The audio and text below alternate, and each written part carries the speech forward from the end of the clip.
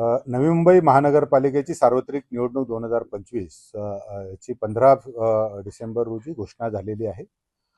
नवी मुंबईमध्ये एकूण मतदारांची संख्या ही 9,48,460 एवढी आहे. त्याच्यामध्ये पुरुष मतदार हे 5,16,267 आणि स्त्री मतदारांची संख्या ही 4,32,040 आणि इतर जे आहेत आपल्याला जो आपण ट्रान्सजेंडर म्हणतो तो 153 एवढी नोंद आपल्याकडे आहे. ही बहुसदस्यीय निवडणूक प्रक्रिया नवी मुंबईमध्ये होते. याच्यासाठी आपण 111 सदस्य निवडून देण्यासाठी 28 प्रभाग हे आपल्याला महानगरपालिकेच्या क्षेत्रामध्ये आलेले आहेत. 27 प्रभाग हे 4 सदस्यीय आहेत आणि एक जो प्रभाग आहे तो 3 सदस्यीय प्रभाग याच्यामध्ये आहे. याच्यामध्ये एकूण जर आपण बघितलं असेल तर मतदान केंद्र प्रभागनिहाय मतदान केंद्राची संख्या जर एक सगळ्यात जास्त मतदार हे प्रभाग 1 मध्ये 40,198 आहेत आणि 4 सदस्य प्रभागामध्ये जिथे सगळ्यात कमी मतदारांची संख्या दिसते ती 26,000 प्रभाग 13 जो आहे 26,798 एवढे आहे. 3 सदस्यीय प्रभागामधली सुद्धा लोकसंख्या जी आहे ती मतदारांची संख्या जी 26,125 एवढी आहे. प्रभागनिहाय मतदारांची जी संख्या आपण पाहत असताना आपल्याला लक्षात येईल की ही सगळे मतदान करत असताना 4 सदस्यीय प्रभाग असल्यामुळे आपण जवळजवळ 800 ते 850 असे प्रत्येक मतदान केंद्रावर मतदारांना मतदान करण्याची सोय केलेली आहे. 1,141 एवढे एकूण मतदान केंद्र याच्यासाठी राहणार आहेत. त्याच्यानंतर निवडणुकीची जर आपण कार्यक्रम बघितला असेल तर पहिला जो कार्यक्रम आहे नामनिर्देशन पत्र दाखल करण्याचा जो कालावधी आहे 23 डिसेंबर पासून सुरू होतो ते आपल्याला याच्यापर्यंत 30 डिसेंबर पर्यंत आपल्याला दुपारी 2 वाजेपर्यंत आपल्याला हे नामनिर्देशन पत्र दाखल करता येणार आहे. 25 डिसेंबर आणि याचा जो कालावधी आहे तो 28 डिसेंबर हे 2 दिवस सार्वजनिक सुट्टी असल्यामुळे नामनिर्देशन पत्र दाखल करता येणार नाही. पण नामनिर्देशन देण्याचा जो कालावधी आहे तो 25 ते 29 डिसेंबर म्हणजे सर्व दिवसामध्ये नामनिर्देशन पत्र आपल्याला उपलब्ध होतील वार्ड ऑफिसच्या निवडणूक निर्णय अधिकाऱ्याच्या. नामनिर्देशन पत्र स्वीकारण्याची जी अंतिम तारीख आहे ती तो जो तारीख आहे तो आपण 23 तारखेपासूनच सुरू करतो ते 30 तारखेपर्यंत आपल्याला नामनिर्देशन पत्र स्वीकारायचे आहेत. नामनिर्देशन पत्राची छाननी ही 31 डिसेंबर रोजी सकाळी 11 वाजल्यापासून सुरू होईल आणि त्याच दिवशी ती पूर्ण करून त्याच्या याद्या प्रसिद्ध केल्या जातील. वैधरित्या नामनिर्देशित झालेल्या उमेदवारांची घोषणा ही उमेदवारांची यादी प्रसिद्ध करायचं काम पण सुद्धा लगेच होणार आहे. तरी मागे घेण्याचा जो अंतिम तारीख आहे ती 2 जानेवारी 2026 आहे. दुपारी सकाळी 11 ते दुपारी 3 पर्यंत आपण ते घेऊ शकता. निवडणूक चिन्ह नेमून देण्याचा जो दिनांक आहे तो 3 जानेवारी 2026 आहे.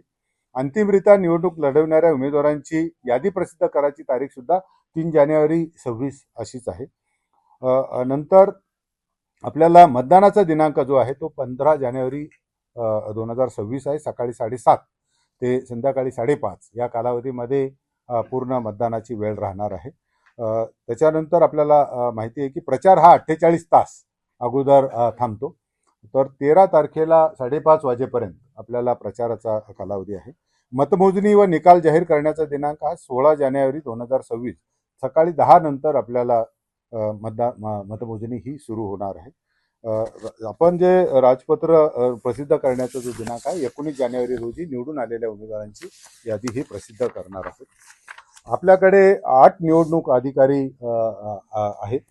प्रभाग क्रमांक 1, 2, 3 साठी एक निवडणूक निर्णय अधिकारी आहे. तिथं कार्यालय जे आहेत माता व बाल रुग्णालय दिघा नवीन जे तिथं नवीनच तयार झालं त्याच्यामध्ये ते आहे. दुसरा जो मतदान अधिकारी आहेत निवडणूक अधिकारी आहेत ते देवदत्त ठोंबरे म्हणून आहेत. ते 4, 5 आणि 7 याच्यामध्ये सरस्वती विद्यालय सेक्टर 5 ऐरोली नवी मुंबई इथे आहे. तिसरे 6, 8 आणि 9 याचं समाज मंदिर हॉल भूखंड क्रमांक 10 सेक्टर 7 घनसोली नवी मुंबईमध्ये आहे. तिसरा आणखी चौथा जो कार्यालय निवडणूक निर्णय अधिकारी आहे ते 10, 11, 12, 13 या प्रभागासाठी एक निवडणूक निर्णय अधिकारी राहील. ते अण्णासाहेब पाटील सभागृह पहिला मजला सेक्टर 5 कोपरखैरणे नवी मुंबई इथे राहील. 14, 15, 19 आणि 20 हे प्रभागांसाठी एक निवडणूक निर्णय अधिकारी काम करतील आणि त्याचं कार्यालय सुद्धा मी आता अण्णाभाऊ साठे समाज मंदिर प्लॉट नंबर 187 सेक्टर 10 सानपाडा नवी मुंबईमध्ये आहे. नंतर 16-17-18 मध्ये जलतरण तलाव संकुल भूखंड क्रमांक 196 ए सेक्टर 12 वाशीमध्ये त्याचं राहील. 21, 22, 23, 24 यांच्यासाठी आगरी कोळी भवन प्लॉट नंबर 12 सेक्टर 24 नवी नेरूळ नवी मुंबईमध्ये राहील.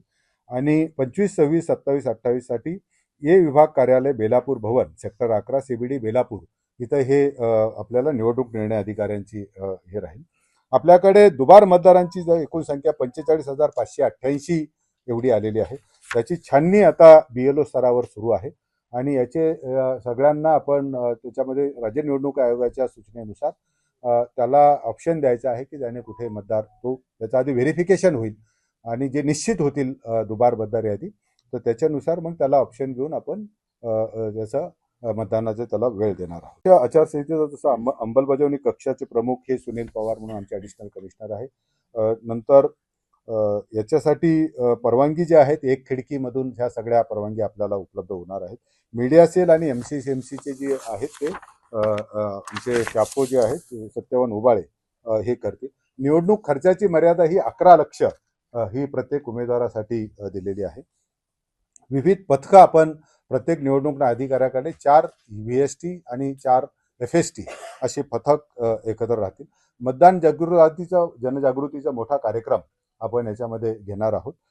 मतदान कर्मचाऱ्यांची जर संख्या जर बघितली तर जवळजवळ आपल्याला 5 कर्मचारी प्रत्येक एका मतदान केंद्रावर लागतात. अशा पद्धतीने 5,705 आणि 10% रिझर्व्ह 6,275 एवढे कर्मचारी आपल्याला लागणार आहेत. ही कर्मचारी आपण बाहेरच्या जिल्ह्यांमधून उपलब्ध करून देणार आहोत.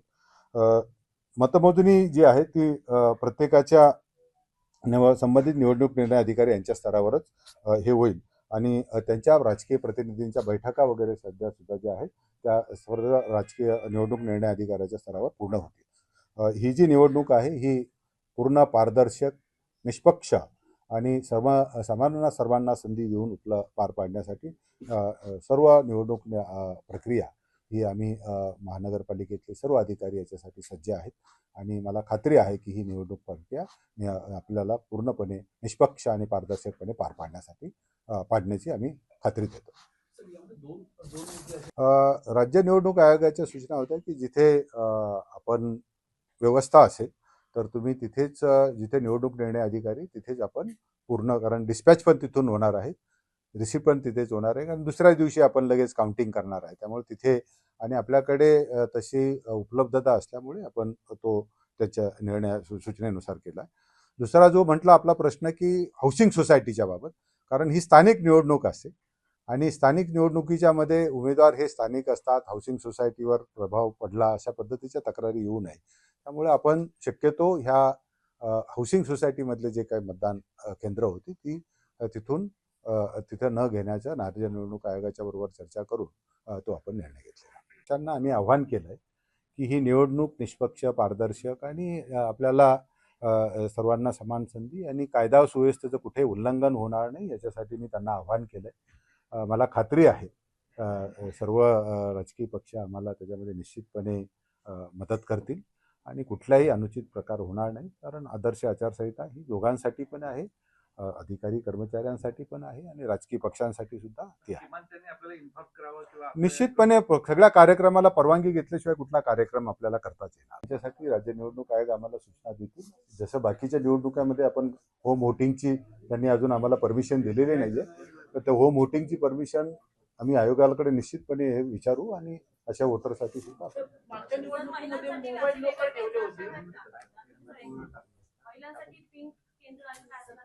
तो निश्चितपणे आता ही पहिली जी मीटिंग आहे ही निवडणूक घोषित आहे तर मी तुम्हाला प्रत्येक ह्याच्यामध्ये आदर्श मतदान केंद्र हे प्रत्येक प्रभागामध्ये राहणार आहेत.